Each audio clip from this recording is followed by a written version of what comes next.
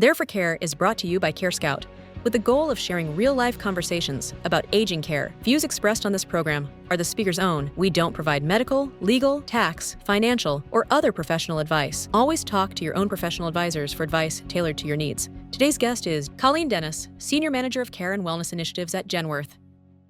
Sometimes it's a little hard being the emergency contact. It gets a little daunting sometimes. My dad has started having some new health challenges that came up as an only child, as a daughter. You're the chaos coordinator in many ways. And with my mom being homebound, she really can't go to things. You have your parents, you have your family, your children, your dog, you have work, you have all of this going on. How do you fit all that into a day? Balance is a 4-letter word in my book. It doesn't exist. It's this ideal that I think we strive for that I don't know if it's ever real. It sounds silly sometimes, but even just naming it, like I am annoyed, I feel selfish today, I'm frustrated, helps me too. Just having a few people in your corner who just check in and say, hey, how was your dad's surgery last week is really helpful.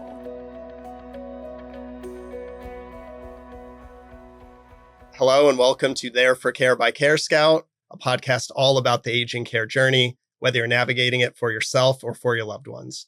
I'm Jeremy Sawvel, and today we'll be joined by Colleen Dennis, Senior Manager of Care and Wellness Initiatives at a very large long-term care insurance agency. She also happens to be taking care of her parents and having little ones at home that she looks after as well. She is what's referred to as the sandwich generation, caught in the middle of taking care of parents and also taking care of children. Today, we'll dive into what that means, how you navigate juggling both, and the impact that it has. So, Colleen, thank you so much for joining today. Thank you, Jeremy. Yeah. Happy to be here.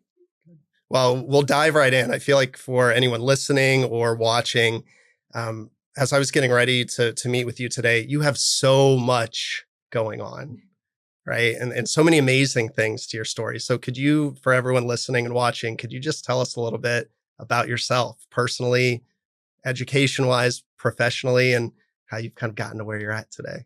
Sure, absolutely. So I think even the very first comment you made, taking care of parents, like I can hear my dad in the background, like, you're not taking care of me. And, I think that's a great place to start because, being a caregiver is such a wide range term and it means something different to everybody.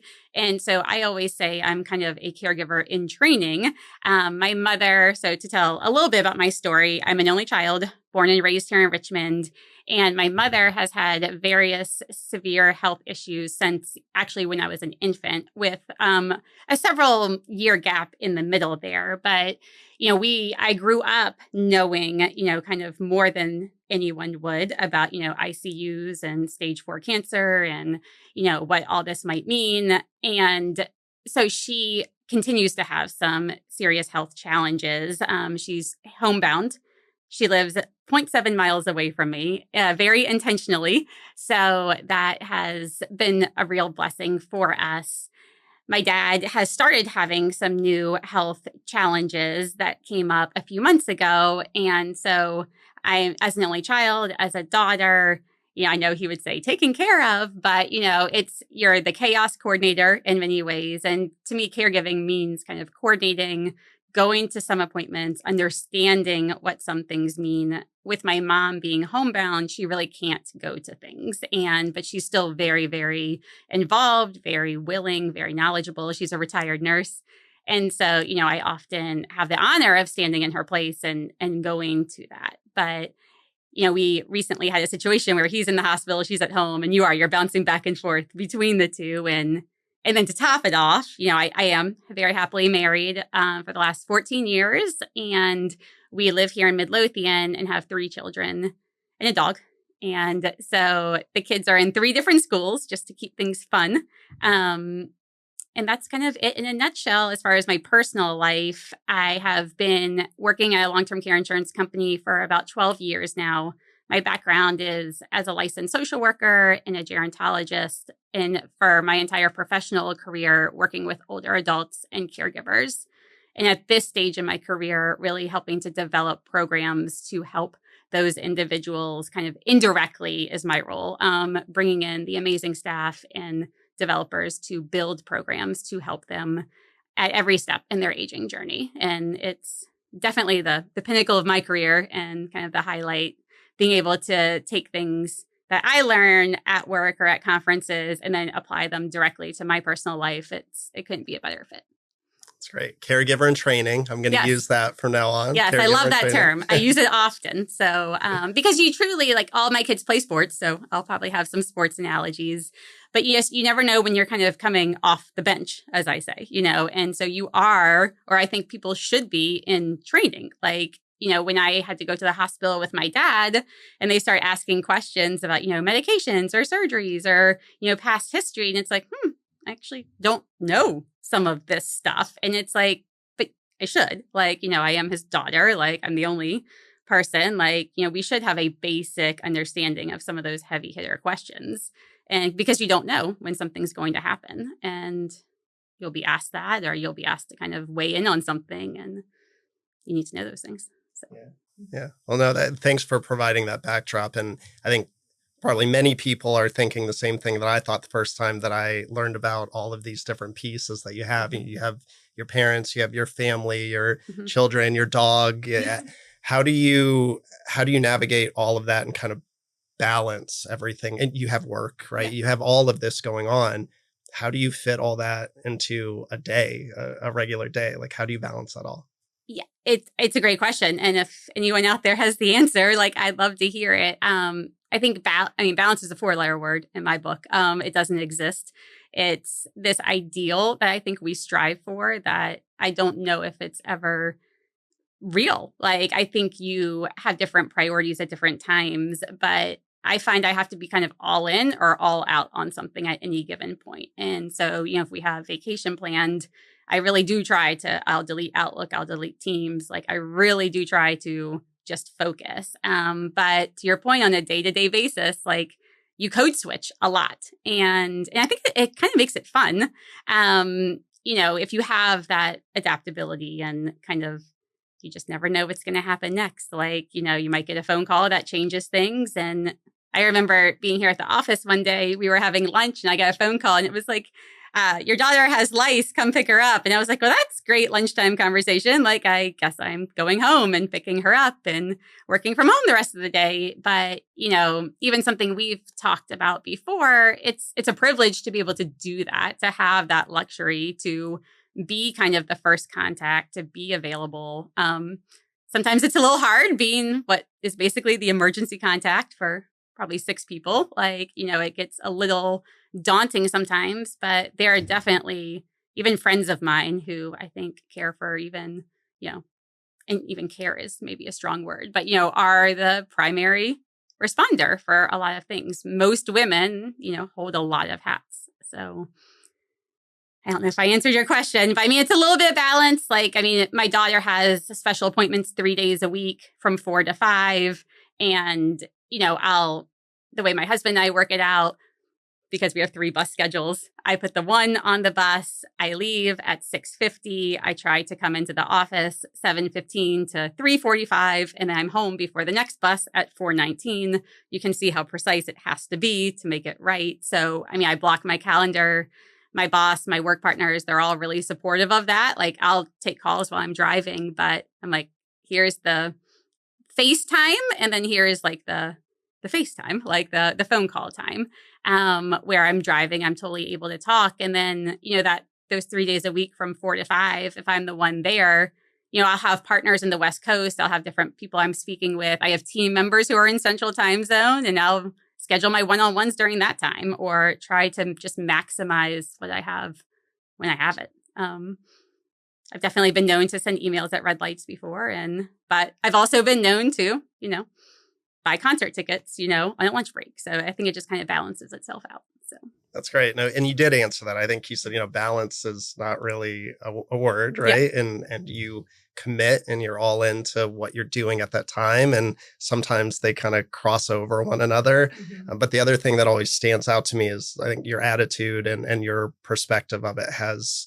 such a big part of the way that you're able to do everything that you do. And I was telling you earlier, I I got in late last night. My two young girls are up multiple times throughout the night. I don't have a whole lot of sleep.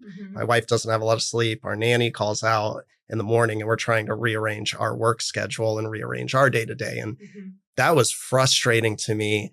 And then I thought of you, and I thought of the fact that you said it's a privilege, right? You said that earlier, and you come from such a positive outlook on, this is happening for me, almost not to me, right? Like I have the ability to do this. And perspective is such a powerful thing. Having that perspective of knowing you and what you go through, it wasn't that bad for me anymore. I was able to just kind of take a breath and be good with it. And it is what it is. And you navigate it. So are you always that way?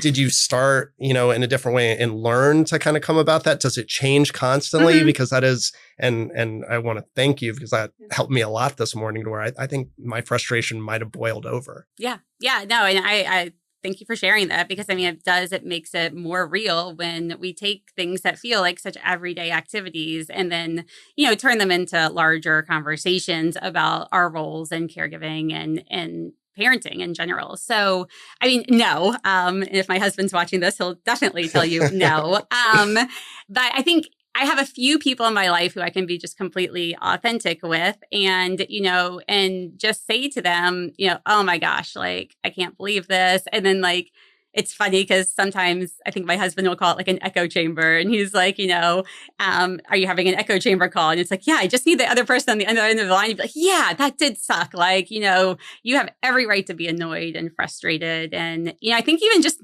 it sounds silly sometimes, but even just naming it, like, I am annoyed. I feel selfish today. I'm frustrated, helps me too. And I listen to a lot of loud music. That's that's why I like to come to the office a lot is I need that 20 minutes of just turning the radio up.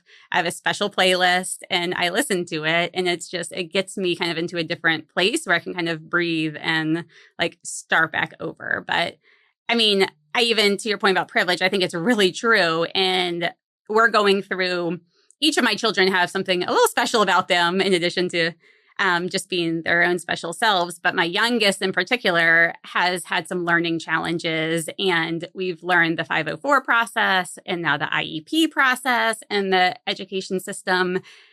And I even said, I think to her teacher or to my husband or to everyone at that meeting, it was I think about all the families who don't have the ability to walk into a meeting at 2 p.m. or to stay up the night before reading, the different laws, who don't know all of these things, who then have to employ some of these services. We learned occupational therapy in the school system is maybe, 15 minutes a week, an hour a month. And that's great. But she needs a lot more than that. And it's well, now that's through your health insurance and that's this appointment. And then you find out that that's, 15 minutes away 3 times a week, whatever it might be. And it's how many people don't feel like they even have those options because they don't have the not even just the schedule flexibility, but the capacity to even sit down and make the plan that they would want to execute because they know there's just so many barriers. Or in my world, we're professional Googlers. That's what social workers do. They find resources, they know all the programs, and that's a huge advantage that I feel like I bring to my own problems. But, it's just, you have to solve it. And one of my favorite sayings back when I was in direct practice was if plan A doesn't work, there's 25 other letters in the alphabet. And it's I loved that. And it's okay, well, that didn't work. Try something else. We're going to do what everybody needs, at the time. We'd rather do earlier services and interventions than kind of regret it later. I often will say that. I think if I don't do this, I might regret it. So, we'll just find a way to make it work. But no, I'm not always. And I think even what you said about perspective, the fancy term cognitive reframing, I have to reframe things constantly for myself because my gut reaction will often not be positive or, Pollyanna. And, for example, Thursdays is always a day where we have a lot of, between my husband has a standing breakfast with some colleagues, which is fantastic. And I love that he goes to that. But then we also have my daughter's therapy session. It's like a brain balance. It's very cool. At 4:00. And so it's like, it just never works for me to kind of come into the office those days. And at first I was annoyed, and I like a routine. I like the same thing every day. But then I was like, you know what? Thursdays is my new laundry day. Like, I'm going to be the person who, between calls, throws in a load of laundry and then stacks it all up to fold later. And then once I decided Thursday was laundry day, that made it better. And I wasn't as, maybe resentful as I originally felt. So, but I have to constantly do that even to myself. So. Well, I think it's important hearing that, the perspective piece, and, being able to kind of make lemonade out of lemons. But also, you talked about it. If I'm hearing you correctly, it's okay to not be okay from time to time. And it's okay to acknowledge that in your feelings, and then have a sounding board. And you really want someone to just listen and tell you, yeah, I get that. That's frustrating. You're not really looking for advice or guidance. You just want to be able to let it be what it is. Right.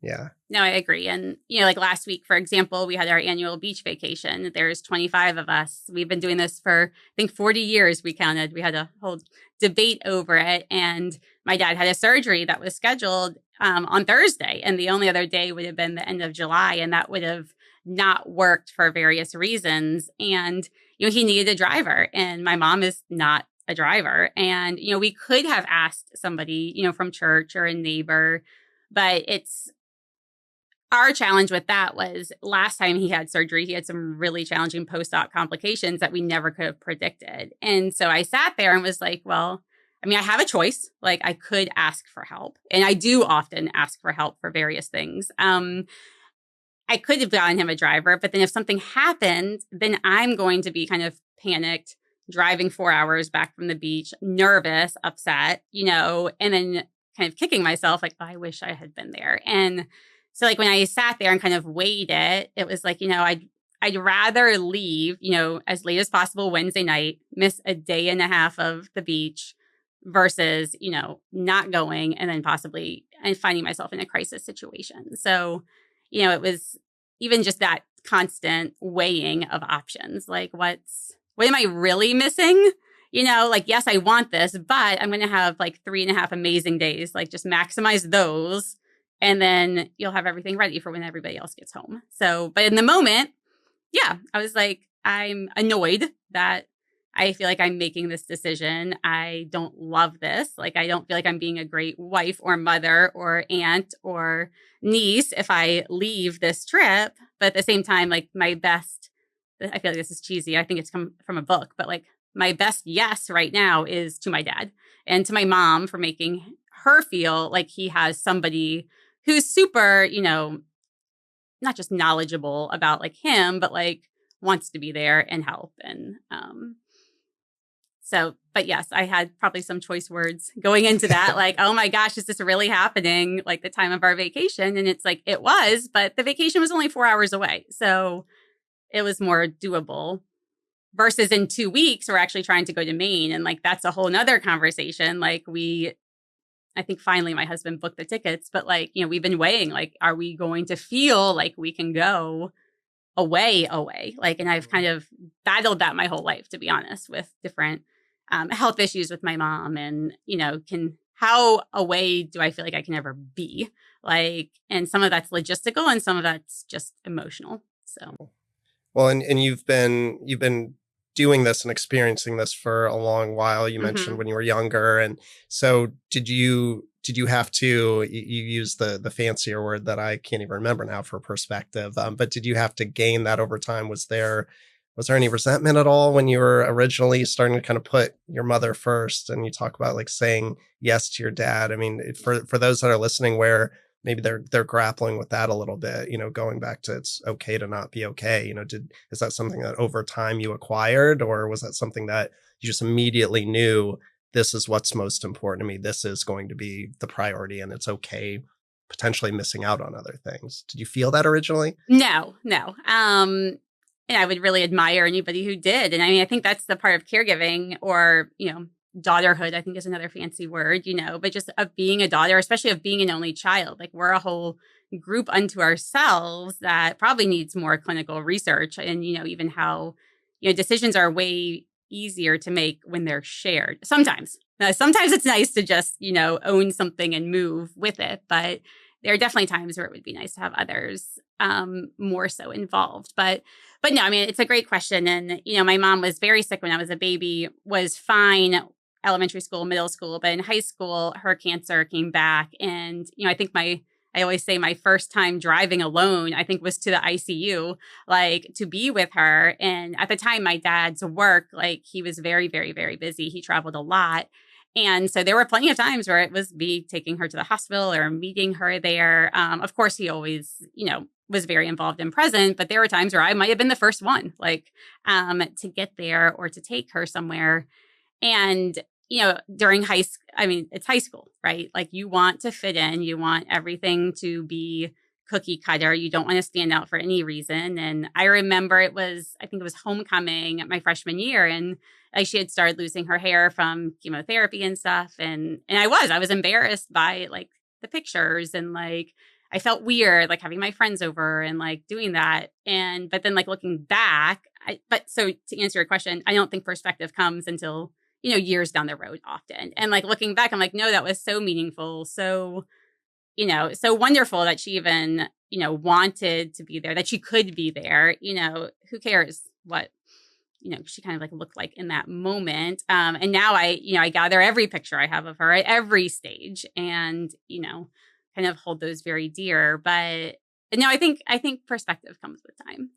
But I always knew, I mean, we've all been close forever. Like my mom's been my best friend for my whole life. So minus maybe like a little teenage drama, like, but for the most part, always, and my dad too, like kind of the Three Musketeers in that sense. So teenage trauma, I'm many years away from that, but I'm dreading. Yeah. Oh no, you're coming back. Yeah. And I'm coming back to it too. So my oldest is 12 and we're there. And I'm like, okay, I remember this on the other side. So just hang in there. Well, that acquired perspective and the way, your attitude, you talk about it being a privilege, the chaos coordinator, the caregiver in training, all these amazing ways that you look at it and you address it. So how about if anyone's listening and they're just starting to take on these responsibilities, this privilege, what are some bits of advice for them that you would give them now, if you having the perspective that you have now and you're starting early on, what are some bits of advice you would give to them? Yeah, great question. I could probably write a book on it if you gave me enough time. But, I think the first thing, I learned this a while ago, and I have a tool that I use, and it's kind of like a medical journal. But I really document what I see, what I hear. A lot of times people will walk around with their medications like in their wallet, like a card of it. But, I just really tried to start writing down some of these things that I might have seen or heard of. There was a back surgery back in this year, but like really documenting what's going on so that you have a better understanding. Google is like my best friend. It can be an enemy too, but, really understanding like when you hear different words, when you see things like what does this mean? What impact could this have? What does the surgery actually do? What are the pros, cons? Like, I think taking the time to do some research, I think sharing with people, like one of my previous good friends has now become someone much closer to me because she's going through something even more time intensive and emotionally intensive with her dad who's out of state. But it's like we have this new kind of shared thing, and she'll tell me, she's like, I made all these spreadsheets of like, the care providers in their area and the rates and the hours and the this and the that. And then he fired them. And I can't start back over. Like I need a few days before I'm willing to like open that back up. And it's like, I feel you. Like, spreadsheets are great. I have one for like summer camp. Like I've got everything. Like I know where everyone is. Like whenever I start to feel overwhelmed, I'm like, I need a spreadsheet. Like I need a plan. I need to write it down. And then it really does. That helps a lot. Even if you're facing a challenge with, to your point, like the nanny called out today, like mine was supposed to spend the night with me tonight at Great Wolf Lodge because I'm taking 4 kids by myself. I only have 3. I'm adding one tonight. And she's like, I can't. I have a doctor's appointment. And I was like, okay, well, I hope nobody breaks their leg. Like, that would be unfortunate. So, but you kind of roll with it. You have a plan. So I love my journal. For my daughter who's going through kind of the IEP process, like I have this great file folder that was recommended to me from other caregivers. So even that, like lots of groups, like just finding things that work. And like, it sounds very old fashioned, but like an accordion folder, you get papers of everything. You get discharge papers, you get progress reports, everything is in writing.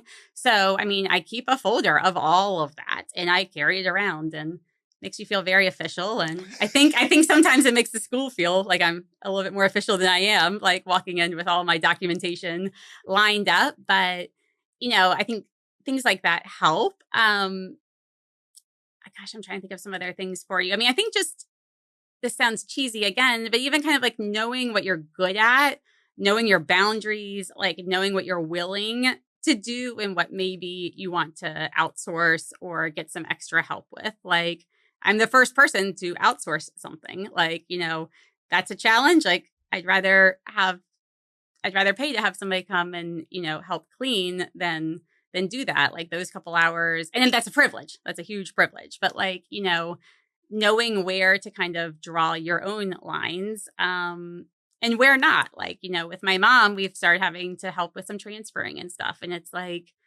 now I need to learn how to do that in a different way. And it's like, oh, wait, there's this AARP collection of videos on this that I recommended to somebody else that now I need to go watch. And it's like, you want to like learn the right techniques. It's like when you're a parent all over again, right? Like you want to be the world's fastest, like swaddler and like the best thing. And like, so I'm kind of in that phase now. So just lots of education, surrounding yourself with positive people and then people who have gone through it. And just having a few people in your corner who just check in and say, hey, how was your dad's surgery last week? Or, before they dive into work business, like, how's everything going? Like, sometimes just taking that moment is really helpful. So That's great.